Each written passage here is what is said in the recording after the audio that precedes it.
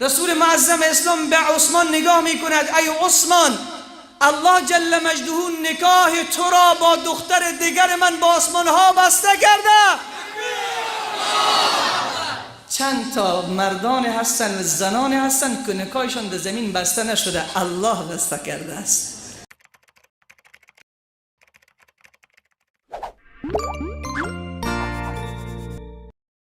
امروز زندگی شخص را ما با معرفی میگیریم که سیدتنا عایشه رضی الله تعالی عنها میفرماید روز از روزها رسول خدا صلی الله علیه و سلم در حجره مبارک تشریف داشتند. یک پهلو کرده بودند و لباسشان از سر پاهایشان دور شده بود، پاهای رسول خدا برهنه شده بود که در همین اثنا در حجره در قلباب می شود، دروازه زده می شود. رسول خدا صلی الله علیه و سلم می فرمایند چه کسی است پشت در؟ صدا می زند فدایت شوم یا رسول الله، ابو بکر صدیق تشریف آوردند. رسول خدا می فرماید اجازه بفرمایید. صدیق اکبر وارد می شود. رسول خدا همون گونه ای که یک پهلو هست، لباسش از سر پاهایش دور شده، تکان نمی خورد. صدیق اکبر تشریف می آورند، چیز سوال میکنن از رسول خدا صلی الله علیه و سلم، دوباره برمیگردن. بعد از لحظات باز دروازه زده می شود، صدا می شود چه کسی است پشت در؟ چی میخواهد؟ میگویند عمر است به زیارت رسول خدا آمده است. رسول خدا میفرماید به عمر اجازه بفرمایید. عمر وارد می شود. رسول خدا در جای خودش است، تکان نمیخورد. بعد از صحبت کردن با عمر، حضرت عمر حرکت میکند و میرود. بعد از دقایق باز دروازه زده می شود، صدا میکند چه کسی است؟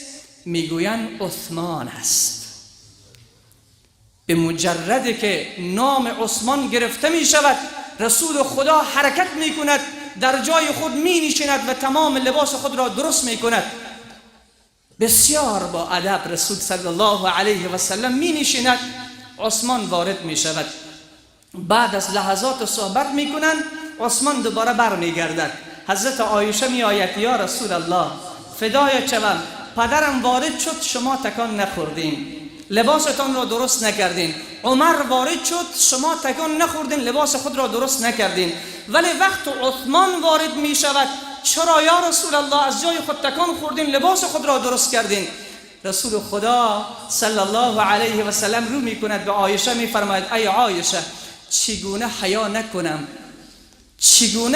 نکنم از مردی که فرشتگان الله از عثمان حیا میکنند؟ من چگونه حیا نکنم از مردی که ملائکه ها از اون حیا میکنند؟ الله اکبر. این شخصیت را باید شناخت، این محبوب را باید شناخت، ولی از این قصه ها حصه باید گرفت. اولین حصه ای که از این قصه گرفت حیا و شرم است. بنازم به او جوانه، بنازم به او سرسفید و ریش سفیده، بنازم به او مادر سرسفیده، بنازم به او خواهر محجبه که در خلوت دور از چشم مردم حیای خدا را حفظ می کند. بنازم از او جوانی که وقت فیسبوک خود را باز می کند، وقت اینترنت خود را باز می کند، هیچ کسی او را تماشا ندارد، در خانه خلوت است، در بسته، گوشکی هم به گوشش است، ولی حیا از خدا می کند، شرم از الله می کند. ای جوان بیا از عثمان ذو النورین، از عثمان غنی حیا را بیاموزیم. عثمان کسی است که فرشتگان الله از اون حیا می کند. رسول خدا صلی الله علیه و سلم از عثمان حیا می کند.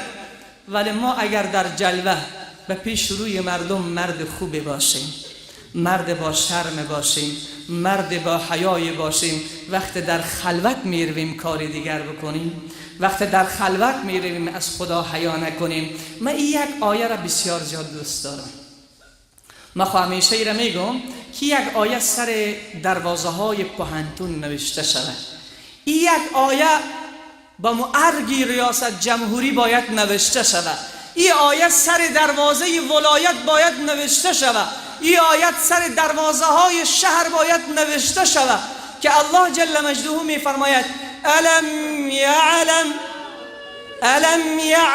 بان الله یرا. الله اکبر. این چقدر شیرین است. این یک آیه اگر در وقت عمل نیک یادت بیاید، تو از او عمل نیک چقدر خوشحال میشی، او عمل نیک چقدر برای تو لذت میده. ولی وقت در سر مصیبت، در سر معصیت و گناه یادت بیاید، باید تکان بخوری. الله جل مجده می فرماید الم یعلم بان الله یرا. آیا بندگان من نمیدانند که خدا میبیند؟ آیا جوان نمیداند که خدا میبیند؟ آیا خواهر بی حجاب نمیداند که خدا میبیند؟ آیا اون کسی که رشوت میستاند نمیبیند که خدا میبیند؟ آیا اون کسی که سود میخورد نمیداند که خدا میبیند؟ اون کسی که زنا میکند نمیداند که خدا میبیند؟ اون کسی که قمار میزند نمیداند که خدا میبیند؟ کامراهای مخفی پروردگار عالم در تمام عرصه های زندگی من و تو را زوم کرده نشان میدهد. روز قیامت بعض بنده ها انکار میکنه، خدای ما این گناه را نکردیم، خدایا ما این خطا را نکردیم، خدایا ما این زنا را نکردیم. الله همون زمین را با تصویرش، با عکسش، با فیلمش نشان میدهد، میگوید بنده تو نیستی؟ تو نیستی؟ تو نمیدانستی که من میبینم؟ من همیشه گفتم از کامراهای مخفی دفتر، عضو دفتر ترس دارد که رئیس میبیند. از کامراهای مخفی ولایت عضو ترس دارد که والی میبیند. از کامراهای بانک مردم ترس دارند که رئیس بانک تماشا میکند، نباید دست از پا خطا کرد، نباید گناه مرتکب شد. اما این را فکر نمیکنه که یک کامرای بسیار قوی است که الله در همه جا تو را میبینه، در تاریکی شب، در روشنایی روز. عثمان نام پدرش عفان است، نام مادرش ارواح است. در پنجم پشت بر رسول الله با آواز بلند صلی الله علیه و سلم، با پنجم پشت بر رسول الله صلی الله علیه و سلم وصل می شود. نواسه عمه پیامبر صلی الله علیه و سلم است. 6 سال بعد از ولادت محبوب ما، بعد از ولادت رسول معظم اسلام صلی الله علیه و سلم چشم به جهان گشود و از اولین هست، از سابقون الاولون. بعد از این که اسلام آمد، رسول الله صلی الله علیه و سلم نعره لا اله الا الله را بلند کرد، آواز لا اله الا الله را بلند کرد. بعد از صدیق اکبر مسلمان می شود. عثمان بعد از صدیق اکبر مسلمان می شود. خودش تاجر است، تاجر مکه، خیلی پول دارد. بعدها میگویم که این انسان با پول خود چه کارهایی کرد. وقت مسلمان می شود، کاکای دارد به نام حکم ابن عاصم یا ابن عاص. حضرت عثمان رضی الله تعالی عنه وقت مسلمان می شود، این را در قید می کند، زنجیر می کند دست و پایش را. برایش می گوید امکان ندارد ای عثمان که تو از این قید و بند و زنجیر خطا شوی مگر این که بر محمد کافر شوی. عثمان می گوید کاکا جان خود را مانده نکن، کاکا خود را خسته نکن. عثمان مرد نیست، عثمان کسی نیست که دنبال رسول الله صلی الله علیه و سلم را رها بکند. عثمان 100 بار جان میدهد اما رسول الله را از دست نمیدهد. 4 نفر است که مسلمان شده، 4 نفر که مسلمان شده. و ویژگی هایی که این مرد تاریخ دارد، اولین مردی که در تاریخ اسلام هجرت کرده است. وقتی در مکه اوضاع مسلمین تنگ شد، اوضاع مسلمین بحرانی شد، مسلمان ها اذیت و آزار می دیدن، رسول خدا صلی الله علیه و سلم فرمود به عثمان که برو هجرت بکن به حبشه. حضرت عثمان با همسرش رقیه به سرزمین حبشه هجرت میکند. رسول خدا صلی الله علیه و سلم میفرماید اولین مرد در اسلام که مثل ابراهیم خلیل و مثل حضرت لوط با همسرش هجرت کرده اون عثمان غنی هست. دیگر ویژگیش این چقدر جالب است. رسول الله صلی الله علیه و سلم به هیچ فرد 2 دختر خود را نداده، ولی به عثمان 2 دختر خود را داده است. محبوب ما رسول الله صلی الله علیه و سلم 2 دختر خود را به عثمان به نکاح داده. بعد از این که رسول خدا هجرت میکند در مدینه اوضاعش خوب است، مدینه سرزمین مسلمان ها هست، خبر می شود عثمان که رسول خدا هجرت کرده در مدینه، حرکت می کند از حبشه می آید که مبادا از جمال محبوبش رسول الله صلی الله علیه و سلم محروم شود. می آید در مدینه الرسول. غزوه بدر اتفاق می افتد. غزوه بدر غزوه سرنوشت ساز جهان بشریت است. غزوه بدر غزوه هست که مسلمین اندک بودند 313 نفر، نه شمشیر زیاده داشتن نه اسب زیاده داشتن، فقیر بودند مسلمان ها. حضرت عثمان آمادگی میگیرد که در غزوه بدر اشتراک بکند. رسول خدا صلی الله علیه و سلم حضرت عثمان را فرا میخواند، با عثمان میگوید ای عثمان چی تصمیم داری؟ عرض میکند یا رسول الله من میخواهم امروز در رکاب شما بجنگم، امروز در رکاب شما مبارزه بکنم. ولی در خانه عثمان همسرش رقیه دختر رسول خدا صلی الله علیه و سلم بسیار شدید مریض است، بسیار مریض سخت است. با عثمان میگوید ای عثمان چی میخواهی؟ میگوید من میخواهم در اولین غزوه که مسلمین بر علیه کفار و در برابر کفار صف کشیدن، این غزوه را از دست ندهم و این جهاد را از دست ندهم، من میرزمم میجنگم. رسول خدا به عثمان میگوید ای عثمان تو در خانه بمان که پرستار همسرت باشی، نزد همسرت کسی نیست، نزد دختر من کسی نیست.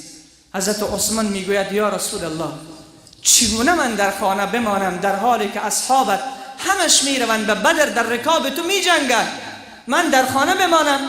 رسول خدا میفرماید صلی الله علیه و سلم ای عثمان نگران نباش، الله همون اجر را که برای مجاهدین در راه خدا نصیب میگرداند برای تو هم نصیب میگرداند. رسول خدا میرود ولی عثمان چشمانش پر از اشک است، در کنار همسر خود در مدینه میماند. فدای تو شوم یا رسول الله. پیامبر درد دخترش، مریضی دخترش، حالت کمای دخترش رسول خدا را من نمی کند از جهاد در راه خدا. وقتی حرکت می کند در غزوه بدر، بعد از اینکه جنگ به پایان می رسد، رسول خدا صلی الله علیه و سلم نزدیکای مدینه می آید تا هنوز وارد مدینه نشده که دختر رسول خدا از دنیا می رود، رقیه از دنیا می رود.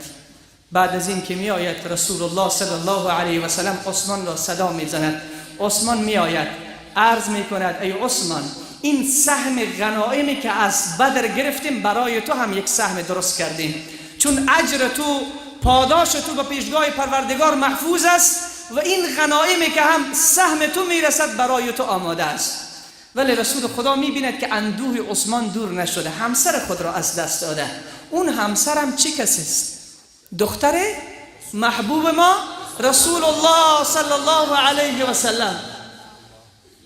رسول الله صلی الله علیه و سلم با عثمان میگوید ای عثمان همین که من نزدیک مدینه شدم امین وحی آمد، جبریل امین آمد و از محضر پروردگارم پیام آورد. عرض میکند یا رسول الله چه پیام؟ رسول معظم اسلام به عثمان نگاه میکند ای عثمان الله جل مجده نکاح تو را با دختر دیگر من با آسمان ها بسته کرده. چند تا مردان هستن و زنان هستن که نکاحشان در زمین بسته نشده، الله بسته کرده است. یک از اونها عثمان است.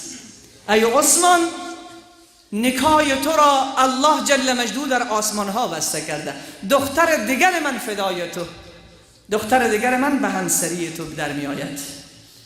مدت نمی گذرد که دختر دوم رسول خدا صلی الله علیه و سلم هم از دنیا می رود. همسر دوم عثمان. به خدا قسم، حافظ ابن عساکر می فرماید که رسول خدا فرمود اگر 40 دانه دختر می داشتم، یکی پای هم می مردن، با حضرت عثمان داده می رفتم. این شخصیت را باید شناخت. این کی هست؟ این مرد است که رسول معظم اسلام صلی الله علیه و سلم وقت غزوه تبوک اتفاق می افتد، جیش العسره، غزوه‌ای که بسیار در زمان سخت اتفاق افتاد، غزوه‌ای که رسول خدا صلی الله علیه و سلم با رومیان می جنگید، ولی اوضاع مسلمین خراب است. مسلمان ها چیزی ندارن. مسلمان ها مثل همین روزی که ملت افغان فقیر هستن، حکومت افغان فقیر هست، اون زمان هم حکومت مسلمین فقیر بودن، مسلمان ها فقیر بودن. رسول الله صلی الله علیه و سلم تشریف می آورد، هوا هم خیلی گرم است، هوا خیلی گرم است. سرزمین روم، لشکر روم ابرقدرت اون روز زمان بود. رسول صلی الله علیه و سلم سر منبر بالا می شود، درباره جهاد و فضائل جهاد صحبت می کند. بعد به اصحابش می گوید ای اصحاب من، مجاهدین اسلام چیز ندارند، در جهاد می روند، شما کمک کنین برای مجاهدین. رسول خدا حضرت بلال می گوید پیامبر در صفها نگاه می کرد، بلا تشبیه همین قسمی که من نگاه می کنم، در صفها نگاه می کرد. همین که چشم رسول خدا آمد به طرف حضرت عثمان، حضرت عثمان از جای خود پرید و بلند شد، گفت یا رسول الله، 100 تا شتر با تمام ضروریاتش در راه خدا بخشیدم. باز رسول الله صلی الله علیه و سلم دعای خیر فرمودن، حضرت عثمان در جای خود نشست. باز رسول الله صلی الله علیه و سلم اصحاب را میگفتن که برای مجاهدین اسلام کمک کنین، برای مجاهدین اسلام کمک کنین. در همین لحظه حضرت بلال میگوید رسول خدا به صفها چشمش مبارک میدید، کس بلند نشد، باز چشم رسول خدا با عثمان افتاد. عثمان دوباره از جای خود بلند شد، گفت یا رسول الله، 100 تا شتر دیگر در راه خدا بخشیدم.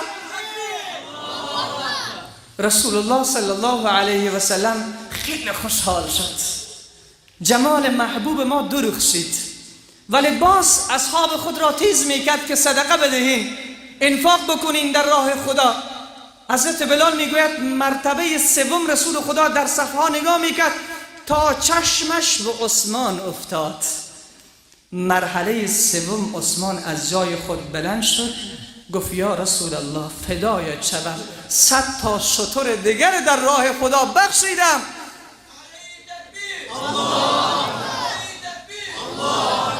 حرکت کرد، مجلس تمام شد و حرکت کرد. حضرت عثمان هنوز خبر شد که رسول خدا چنده می کند، هنوز خبر شد که مجاهدین اسلام چیز ندارن. حضرت عثمان کی هست؟ محبوب رسول الله علیه و سلم. عثمان کی هست که رسول خدا از اون حیا می کند، حرکت می کند. حافظ ابن کثیر در البدایه و النهایه می فرماید 10,000 دینار بر می دارد، 10,000 دینار بر می دارد، می آید به محضر حضرت رسول خدا در طبق اخلاص و پیشگاه رسول خدا می اندازد یا رسول الله، این 10,000 دینار هم برای مجاهدین اسلام. در این هنگام صحابه می گویند دیدم که رسول خدا دست خود را بین پولهای حضرت عثمان برده بود، پولها را بالا بالا می انداخت. بعد می فرمود ما یضر عثمان ما فعل بعد هذا اليوم.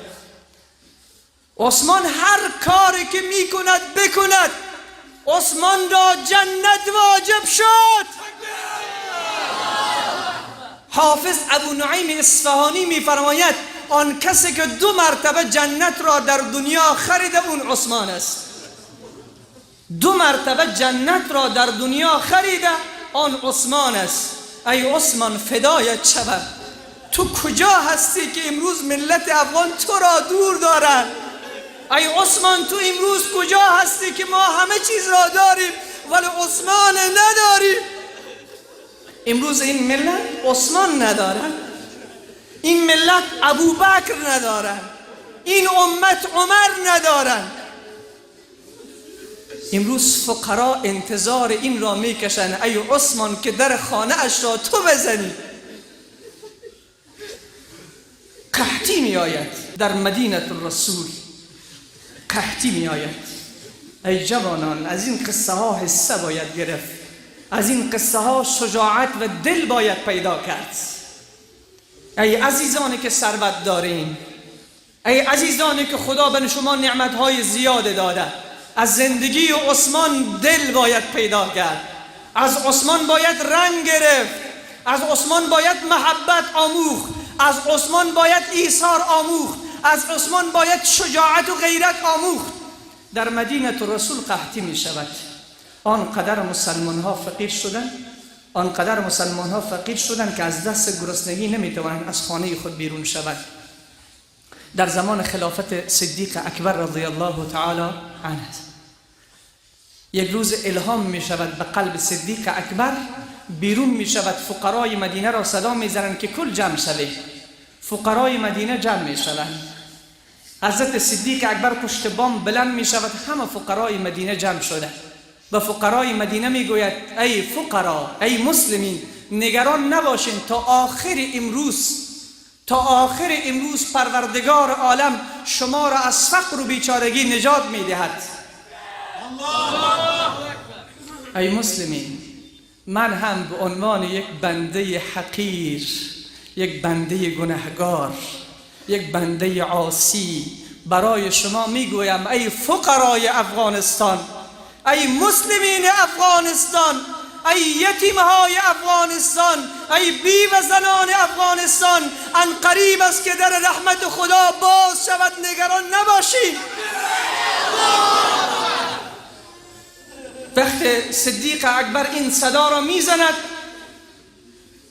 ناگهان میبینند که خاکبات در اطراف مدینه میپیچد. مردم حیران میمانند که چی شده، چه اتفاق افتاده است.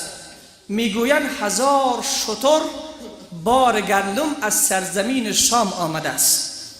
تجار مدینه همه حرکت میکنند که نرخ نرخ پایین بگیرن، بالا بفروشن. حرکت میکنن، میآیند در اطراف مدینه نزدیک همین کاروان. میگویند کاروان مال کیست؟ میگویند مال عثمان است. فدای تو شوم ای عثمان، کاش امروز تو میبودی. میگی این کاروان عثمان است. تجار میآیند میگویند ای عثمان، ما به 10 درهم 2 درهم به تو فایده میدهیم، این کاروان را به ما بده. حضرت عثمان میگوید کسی هست از این بیشتر میخرد. تجار پیشنهاد میکنند ما به هر 10 درهم 3 درهم به تو فایده میدهیم. حضرت عثمان میفرماید کسی هست از این بیشتر میخرد. میگویند ما به هر 10 درهم 15 درهم به تو فایده میدهیم، 5 درهم به تو فایده میدهیم. عثمان میگوید کسی هست از این بیشتر میخرد. میگویند چی کسی است؟ تمام تجار مدینه که ما هستیم، امکان ندارد. عثمان میگوید کسی هست که به 1 درهم 10 درهم فایده میدهد. تجار مدینه میگوید محال است، کسی نیست در میان ما که به 1 درهم 10 درهم فایده بدهد. عثمان صدا میزند ای مسلمین آگاه باشید، من 1000 شتر را به خدا فروختم، من 1000 شتر را در راه خدا انفاق میکنم، به کل مدینه این گندم را توزیع میکنم. حضرت عبدالله ابن عباس میفرماید همین شب من رفتم به خواب. در عالم خواب کی را میبیند؟ اون کسی که ما آرزویش داریم، اون کسی که زنان مادران تماس میکشند به من که جناب مولانا چی کار کنیم که رسول خدا را به خواب ببینیم. جوانان هستن تماس میکشند چی کار کنیم که رسول خدا را به خواب ببینیم. عبدالله ابن عباس چند سال شده که رسول خدا را گم کردن. پیامبر از دنیا رفته است.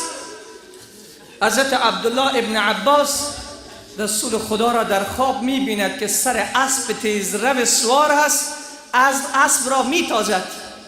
حضرت عبدالله صدا می‌زند یا رسول الله، یک چند لحظه توقف بکنیم که دنبال جمال شما دق شده.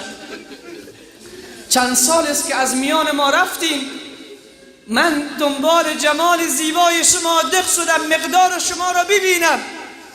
رسول خدا میفرماید من عجله دارم. یا رسول الله کجا میروی؟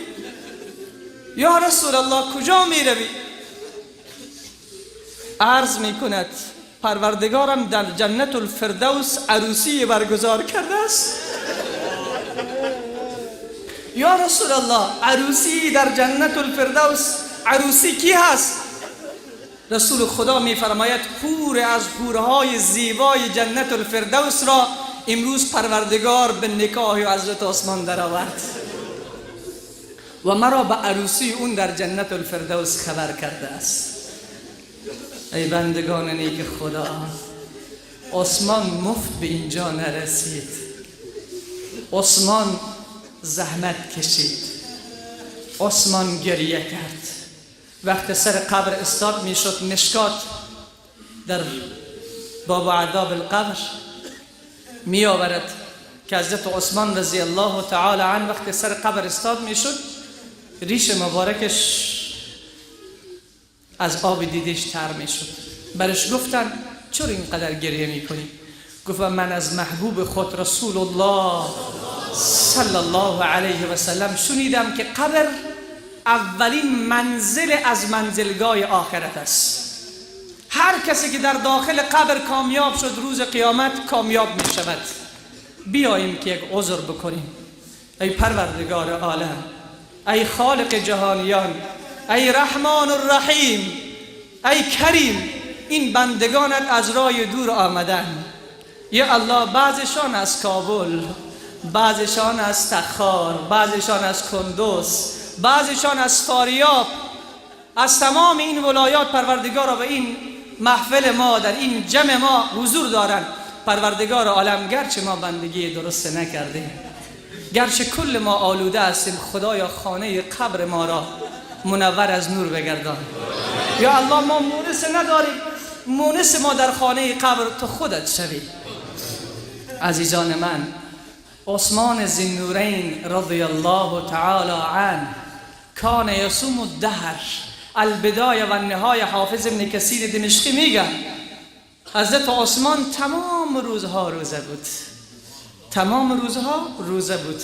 وقت گرد خانه حضرت عثمان را محاصره میکنن، همین مظلوم شهید را، همین شهید قرآن را وقت گرد خانهش محاصره می شود، 40 شبانه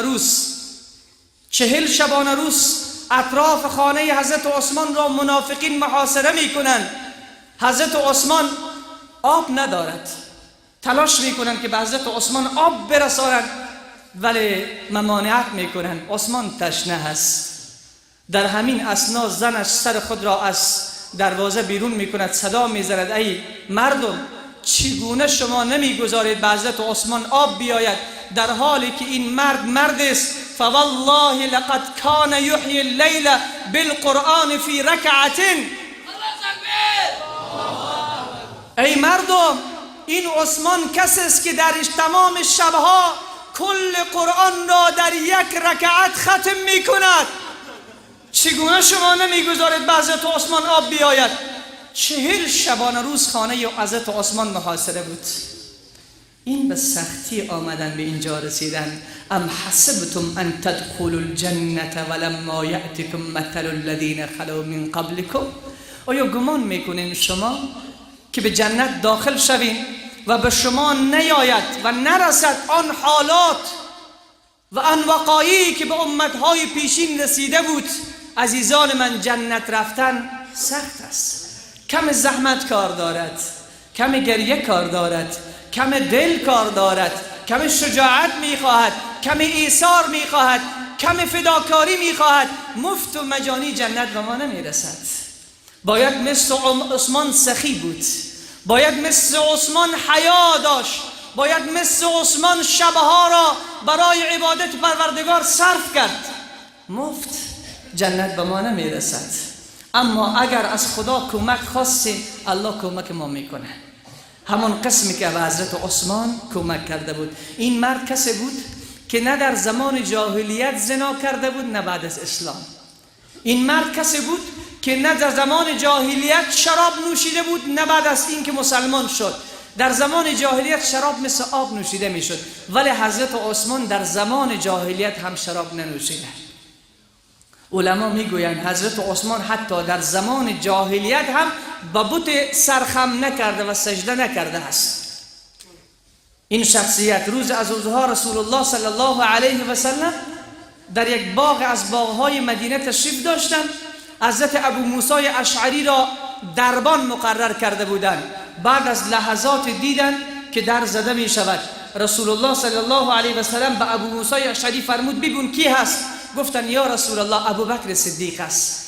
گفت برش بگو که جنت برای تو واجب شده است، بشارت جنت برایش بده. حضرت ابوبکر صدیق داخل شد. بعد از لحظات باز دروازه زده شد. پرسیدن چه کسی است؟ گفتن عمر فاروق است. فرمود به عمر فاروق بشارت جنت بدهین که از عشره مبشره است. بعد از این حضرت عثمان داخل می شود. پرسان کرد رسول خدا چه کسی است؟ گفت عثمان ذی النورین است. گفتن به عثمان هم بشارت جنت بده و هم برایش بگو که بلاها و رنجها و مصیبتها به سرش می آید. وقت عثمان داخل می شود بعد می گوید توکل به پروردگار عالم می کنم، الله به من صبر نصیب بگرداند، الله به من صبر نصیب بگرداند. چاه به نام چاه رومه یا رومه در مدینه بود. از یک یهودی آب خود را میفروخت به سر مسلمان ها. رسول الله صلی الله علیه و سلم یک روز اعلان فرمود چه کسی چاه رومه را میخرد برای مسلمان ها وقت میکند من بشارت جنت به او بدهم. حضرت عثمان خبر شد، دوان دوان آمد به محضر رسول خدا صلی الله علیه و سلم. یا رسول الله من میخرم. رفت چاه رومه را خرید، آمد برای مسلمین وقف کرد. این عثمان است. رسول الله صلی الله علیه و سلم در غزوه احد سر کوی احد بالا شدن. حدیث امام بخاری است. سر کوی احد بالا شدن. یک بار کوی احد لرزه کرد. رسول خدا فرمود اثبت احد، ای کوی احد ثابت باش، تکان نخور، فانما علیک نبی و صدیق و شهیدان. تکان نخور که بالای سر تو پیامبر از پیامبران الهی استاده است. ای احد تکان نخور که به سر تو صدیق اکبر استاده است. ای احد تکان نخور که به سر تو عمر شهید و عثمان شهید استاده است. هنوز عثمان شهید نشده است. هنوز عثمان شهید نشده. وقت محاصره میکنن اطراف خانه اش را، روز چلم که 18 ذوالحجه است در روز جمعه، همین شب حضرت عثمان در خواب میبیند صدیق اکبر را و حضرت عمر را، هر دو از دنیا رفتن. به خواب میبینند، به حضرت عثمان میگوید ای عثمان امروز روزه باشی که افطار را به نزد ما میکنی. امروز روزه باشی که افطار را به نزد ما میکنی. حضرت عثمان همیشه روزها روزه بود. همین روز هم آب نداشتن، روزه بود. حضرت عثمان به زبان تشنه، به حلق تشنه روزه گرفته بود. قرآن را پیش روی خود باز کرده بود. در یک از آیه های قرآن تلاوت میکرد از سوره بقره که در همین هنگام مرد وارد خانه حضرت عثمان میشود، از پشت خانه وارد میشوند. مرد وارد خانه حضرت عثمان میشود، میآید حضرت عثمان را میخواواند و ریش حضرت عثمان را میبرد محکم به دستش. حضرت عثمان برایش میگوید تو خود مسلمان هستی، اگر به می حالت پدرت تو را میدید و تو چه میگفت؟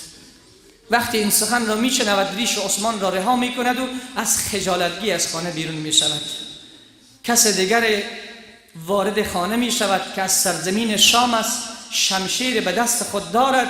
حضرت عثمان سر قرآن است که در همین لحظه به حضرت عثمان حمله می کند و شمشیر محکم به شانه چپ حضرت عثمان می زند. به شانه چپ حضرت عثمان شمشیر میخورد، قطرات خون حضرت عثمان در یک از آیه های قرآن میچکد. فسیکفیکهم الله وهو السمیع العلیم. فسیکفیکهم الله وهو السمیع العلیم. وقتی این قطره خون به سر آیه قرآن میچکد، در همین اثنا عثمان صدایی میزند، درد میکشد، چون شمشیر به شانه چپش خورده. همسرش از خانه دیگر میدود، خود را به سر حضرت عثمان میاندازد. همسر دیگرش میآید، خود را به سر حضرت عثمان میاندازد. در همین اثنا این مرد ظالم حرکت میکند، شمشیر را میخواهد که به جگر حضرت عثمان داخل بکند. صدا میزند که من گوش و بینی عثمان را میبرم، گوش بینی عثمان را میبرم. وقت شمشیر را داخل میکند، نائله همسر حضرت عثمان دست خود را دراز میکند، نوک شمشیر را میگیرد و این مرد ظالم وقت شمشیر را میکشد، پنجه های نائله هر 4 پنجه به زمین میافتد، ولی این عثمان را درد نمیدهد.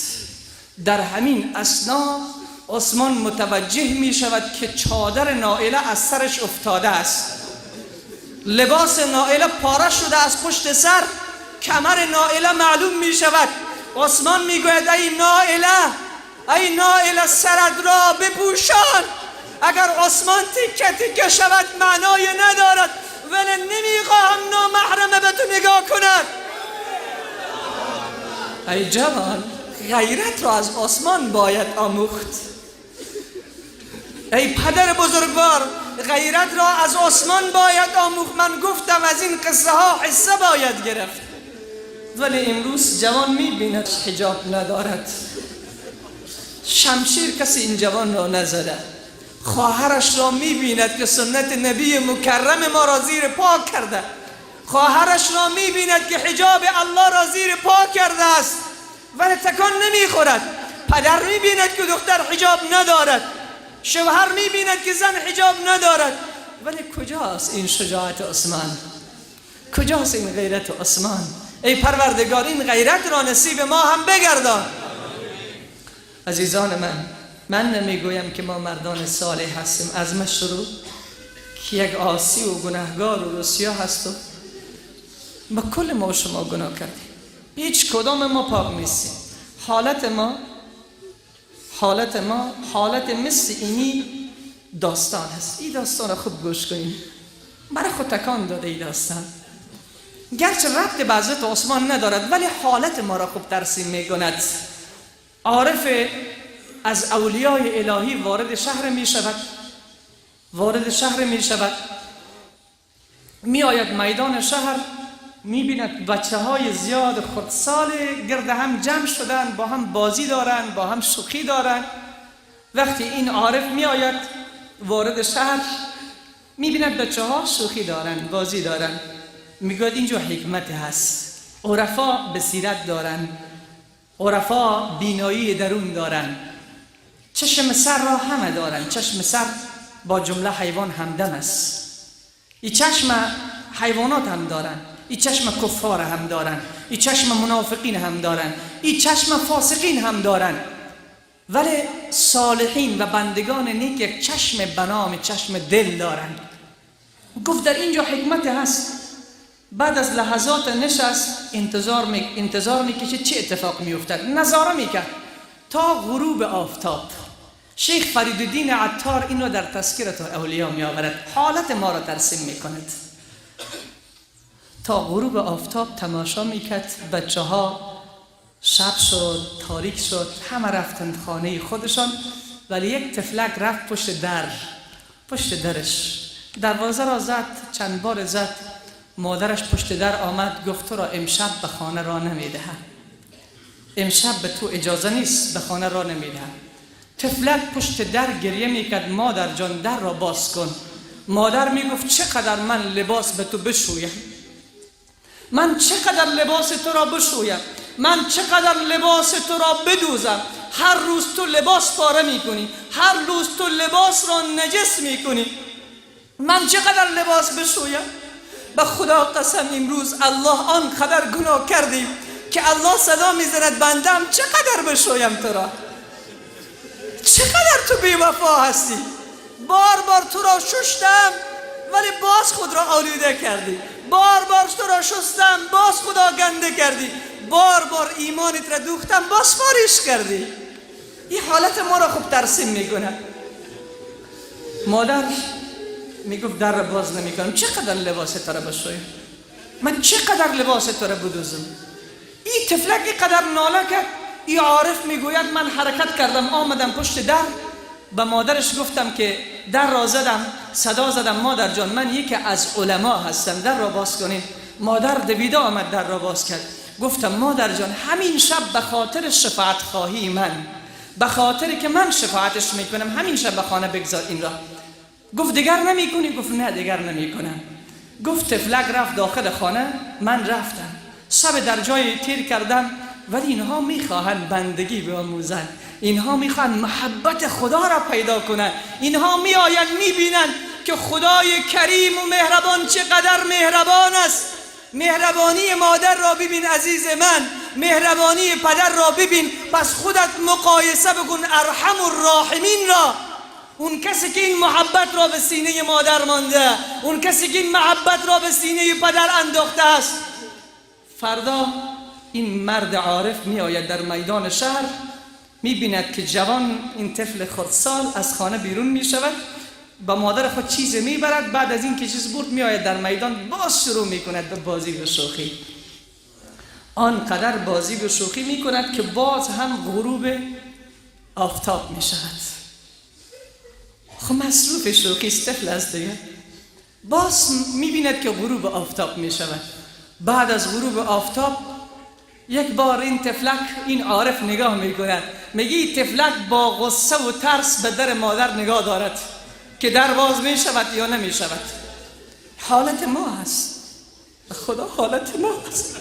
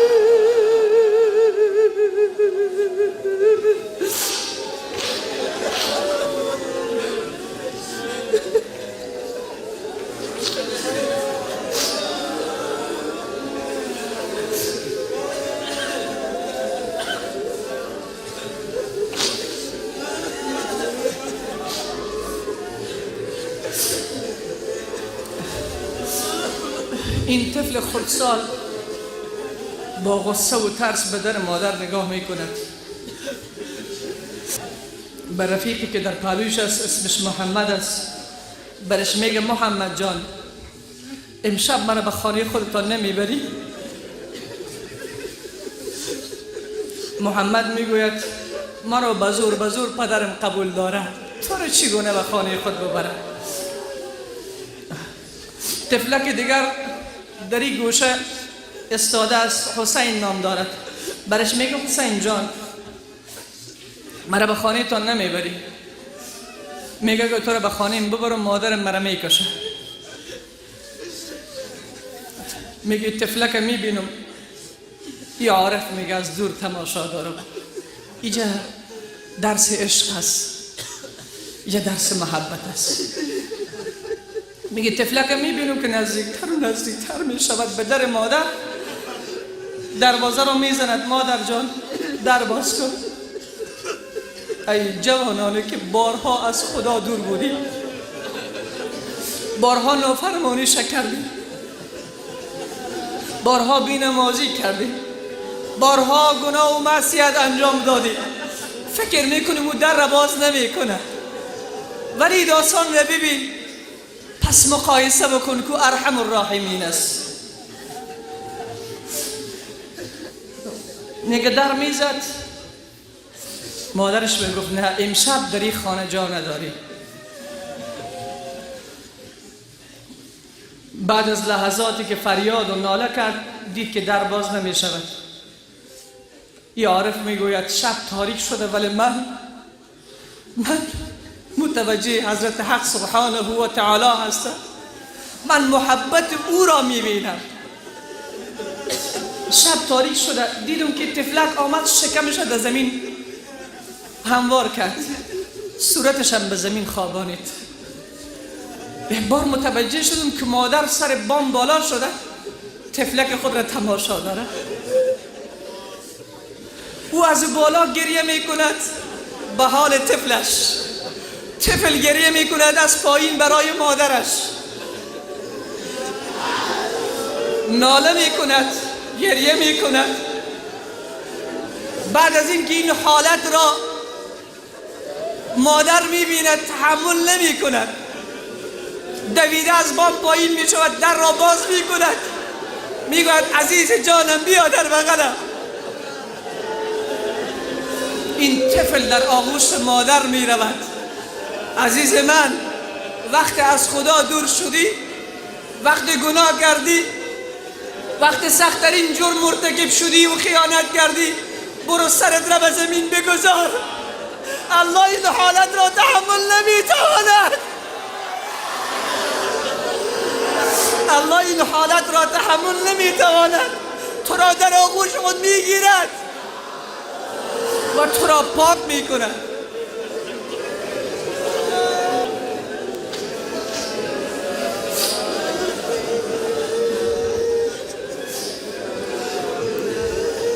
من بنده عاصیم، رضای تو کجاست؟ تاریک دلم، نور و صفای تو کجاست؟ ما را تو بهشت اگر به طاعت بخشی، این بیع بود، لطف و عطای تو کجاست؟ خداوندا تو آنی که حال دل نالان دانی، احوال دل شکسته بالان دانی. گر خانمت از سینه سوزان شنوی، وردم نزنم زبان لالان دانی.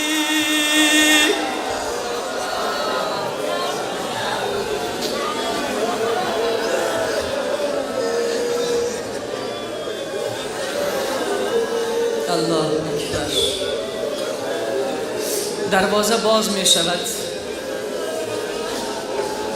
مادر طفل خود را در آغوش می کشد. طفلک به مادر می گوید مادر جان، من امشب یک چیز را فهمیدم که پیش از این نمی فهمیدم. من امشب یک چیز را فهمیدم که پیش از این نمی فهمیدم. مادر میگوید چی را فهمیدی؟ میگه مادر جان، اگر دیگر دیر به خانه آمدم به من نان نده، مرا شلاق بزن، مرا از غذا محروم بکن، ولی مادر جان درت را بسته نکن، درت را بسته نکن، که من فهمیدم غیر از در مادر دیگر در ندارم. یا الله، اگر ما گناه میکنیم مصیبت به ما میآوری بیاور، ولی درت را بروی ما بسته نکن که ما دیگر در نداریم. خدایا فقط در تو هست که بروی ما باز است.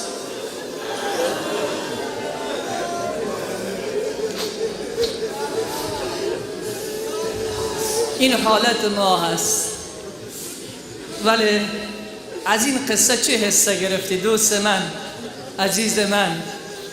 برادر من، گل من، پدر بزرگوار، برادر جوان، از این قصه چه حصه گرفتی؟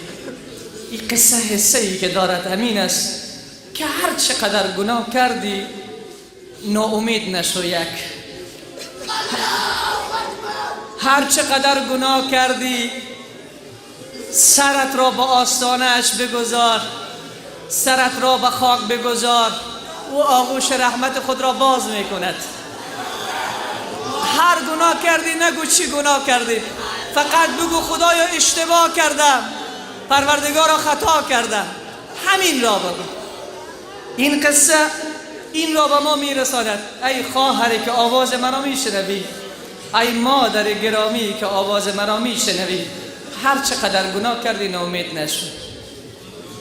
عثمان غنی رضی الله تعالی عنه، این برکت ذکر صالحین است، این برکت سیرت عثمان غنی است. این قطرات اشک شما خیلی ارزش داره، خیلی ارزش داره. لا یلیج النار من بکا من خشیت الله. آتش جهنم داخل نمی شود آن انسان، آن چشم که برای الله اشک بریزاند. تا نگرید ابر کی خندد چمن، تا نگرید طفل کی نوشد لبن. طفل یک روزه همه داند طریق که بگرید تا رسد دایه شفیق. تو نمیدانی که دایه دایگان کی دهد بگریه شیرت رایگان. قولی فلیبکو کثیرا گوش دار تا بگرید فضل رب کردگار. او چشم پر از اشک خیلی زیاد دوست داره.